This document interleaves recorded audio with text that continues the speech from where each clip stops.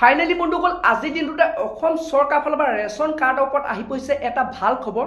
যদি বন্ধুসকল আপোনালোকৰ লগত এখন ৰেচন কাৰ্ড আছে তো আপোনালোকে এতিয়া সেই ৰেচন কাৰ্ডখন থকাৰ পাছতো এতিয়ালৈকে যদি আপোনালোকে চৰকাৰী ঘৰ লাভ নকৰিলে, যদি আপোনালোকে এপ্লাই কৰিছিলে বা আপোনালোকৰ ৱেটিং লিষ্টত নাম আছে বা যিসকল লোকে এতিয়ালৈকে চৰকাৰী ঘৰ লাভ কৰাই নাই, তো বন্ধুসকল যোনটো নেকি মুখ্যমন্ত্ৰী ডাঙৰ নতুনকৈ 2025 চনত ঘোষণা কৰিছে যে সেইসকল লোকে 2025 চনত আপোনালোকে চৰকাৰী ঘৰৰ কাৰণে আপোনালোকে আবেদন কৰিব পাৰিব। আৰু এইটো লগতে কৈছে যিসকলে আবেদন কৰিব তো সকলো লোকে এইবাৰ 2025 চনত আপোনালোকে চৰকাৰী ঘৰ লাভ কৰিব। তো আৰু বন্ধুসকল মুখ্যমন্ত্ৰী ডাঙৰে লগতে ঘোষণা কৰিছে যে যিসকলে আবেদন কৰিব তো সেইসকল লোকে কেনেধৰণে আপোনালোকে আবেদন কৰিব লাগিব, আপোনালোকে অফলাইন আবেদন কৰিব লাগিব নে আপোনালোকে অনলাইন আবেদন কৰিব লাগিব। তো সবিশেষ বন্ধুসকল আপোনালোকক মই এই ভিডিঅ'তে জনাম। তো এতিয়া বন্ধুসকল আপোনালোকক মই জনাই আছোঁ আপোনালোকে চৰকাৰী ঘৰ 2025 চনত আবেদন কৰিব হ'লে কেনেধৰণে আপোনালোকে আবেদন কৰিব লাগিব।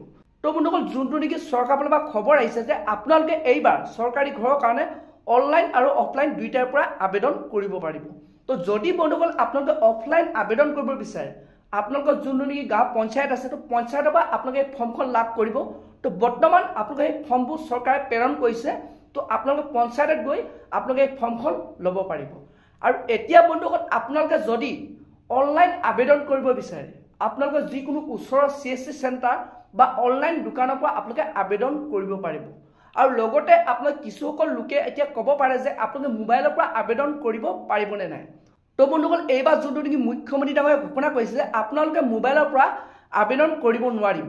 যদি আপোনালোকে মোবাইলৰ পৰা আবেদন কৰে তো আপোনালোকে সেই ফৰ্মখন ৰিজেক্ট কৰি দিব, অৰ্থাৎ আপোনালোকৰ এপ্লিকেশ্যন ৰিজেক্ট কৰিব। তো বন্ধুসকল কি কাৰণে এই অপশ্যনটো আনিছে মই নাজানো, কিন্তু আপোনালোকে মোবাইলৰ পৰা আবেদন কৰিব নোৱাৰিব। আৰু যদি আপোনালোকে আবেদন কৰিব হয় আপোনালোকে পঞ্চায়তৰ পৰা ফৰ্ম লাভ কৰিব, আৰু অনলাইন আবেদন কৰিব হ'লে আপোনালোকৰ যিকোনো ওচৰৰ CSC চেণ্টাৰ বা অনলাইন দোকানৰ পৰা আপোনালোকে আবেদন কৰিব পাৰিব। আৰু লগতে কৈছে যে যিসকলে আবেদন কৰিব তো সেইসকল লোকৰ ৰেচন কাৰ্ডটো থকা বাধ্যতামূলক, আপোনালোকৰ এখন ৰেচন কাৰ্ড থাকিব লাগিব। তো বাকী আপোনালোকে একো নাথাকিলে আপোনালোকৰ একো অসুবিধা নাই, কিন্তু বন্ধুসকল আপোনালোকৰ ৰেচন কাৰ্ডখন থাকিলেই আপোনালোকে এইবাৰ চৰকাৰী ঘৰ লাভ কৰিব বুলি মুখ্যমন্ত্ৰী ডাঙৰে নিজ মুখে জনাইছে। তো বন্ধুসকল আপোনালোকক মই সেই ভিডিঅ' ক্লিপটো ইয়াত দেখুৱাব নোৱাৰিম, কাৰণ আপোনাৰ ইউটিউব চেনেলৰ কিছুমান গাইডলাইন আছে। তো সেইটো কাৰণে বন্ধুসকল আপোনালোকক মই জনাই দিছোঁ যে আপোনালোকে এইবাৰ 2025 চনত কেনেধৰণে আপোনালোকে চৰকাৰী ঘৰৰ কাৰণে আপোনালোকে আবেদন কৰিব পাৰিব।